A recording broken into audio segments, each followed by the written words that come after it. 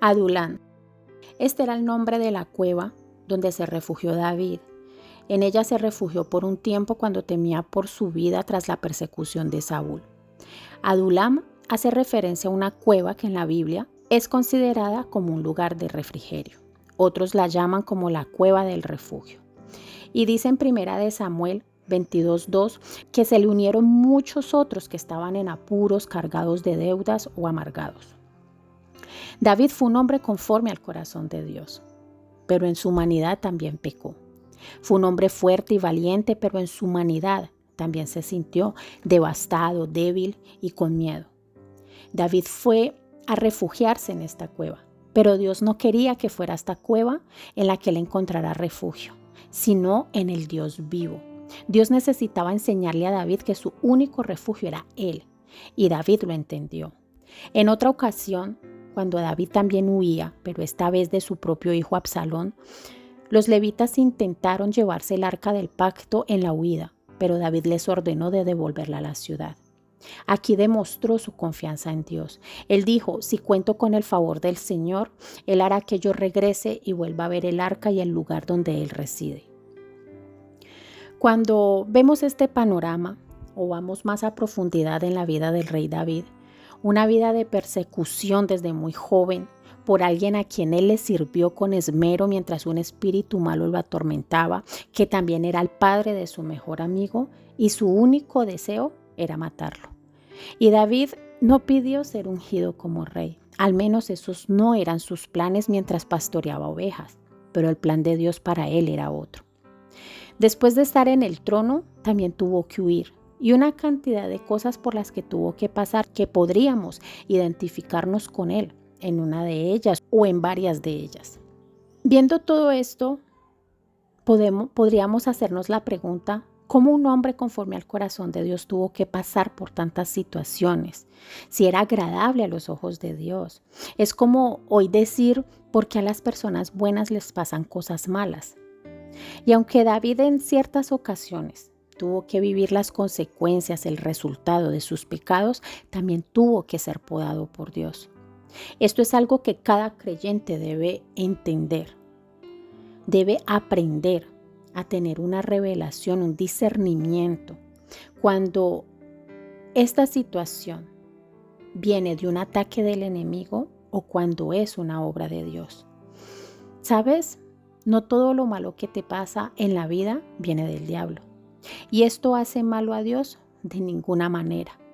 Es aquí el porqué de la importancia de conocer de dónde viene esa situación, qué la provoca.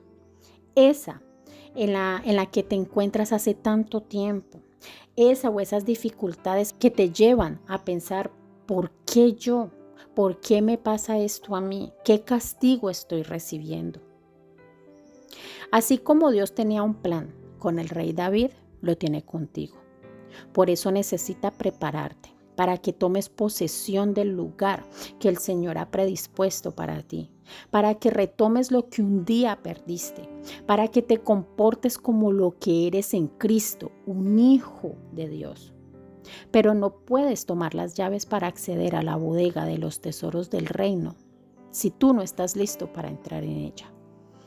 La importancia de conocer si es un ataque del enemigo, una reprensión del Señor o que el Señor mismo es el que está obrando, te permite tener una perspectiva diferente, correcta, y sabrás las armas que debes usar mientras vives esa situación.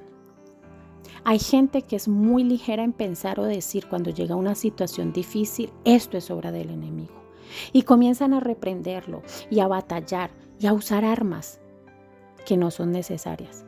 Cuando en realidad lo que están viviendo es un tiempo donde el Señor está podando su árbol. Así como el jardinero necesita podar sus plantas, arrancar las ramas secas, quitar toda la maleza que ha crecido a su alrededor para así dar lugar a las buenas ramas, esas que dan fruto, de la misma manera el Señor lo hace con nosotros. Él quita de nosotros, de nuestro entorno, esas personas, esas cosas, esos ideales y todo aquello que estorbe. Este proceso puede ser doloroso, sí, pero es necesario. Cuando nosotros entendemos esto, nuestra reacción va a ser distinta. Nuestra actitud frente a esa situación será diferente porque conocemos qué es lo que está pasando y para qué está pasando. El Salmo 42, si lo leemos detenidamente, David nos muestra varias acciones, muchas situaciones que atraviesa y en varias de ellas podríamos sentirnos identificados.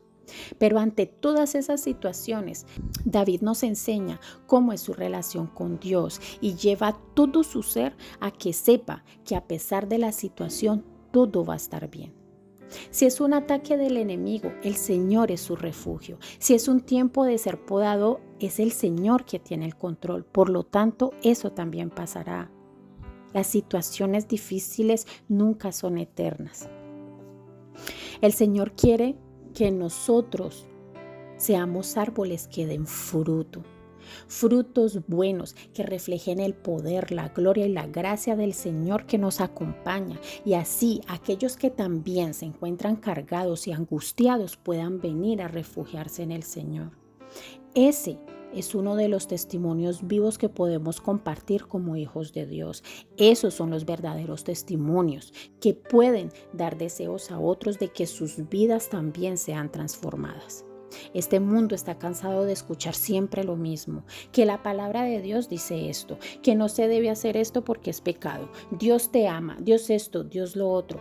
Pero cuando ven nuestra manera de enfrentar las situaciones con solo queja, con solo llanto, se van a preguntar, ¿ese es el Dios del que me hablas? Que ve tu situación, que ves que estás pasando por algo difícil y te deja solo. Ellos no van a querer conocer ese Dios que predicamos si nosotros no le mostramos de lo que Él es capaz. La palabra dice, por sus frutos los conoceréis. Y hay personas que creen que los frutos son una multitud detrás de esa persona que los ministra. Los frutos, los buenos frutos son las actitudes, las palabras que se usan, la manera como se enfrentan las situaciones difíciles, porque es ahí que se conoce cuál es tu Dios. Si es el Dios de este mundo, ese que vino a robarte, a destruirte, matarte, la queja, la duda, la desesperanza son las que van a prevalecer. Y eso el mundo ya lo conoce. Pero si es el Dios del cielo que te da fuerza, que te da poder, que te da autoridad, identidad, ese es el que el mundo necesita conocer. Y para eso estás tú. Que Dios te bendiga.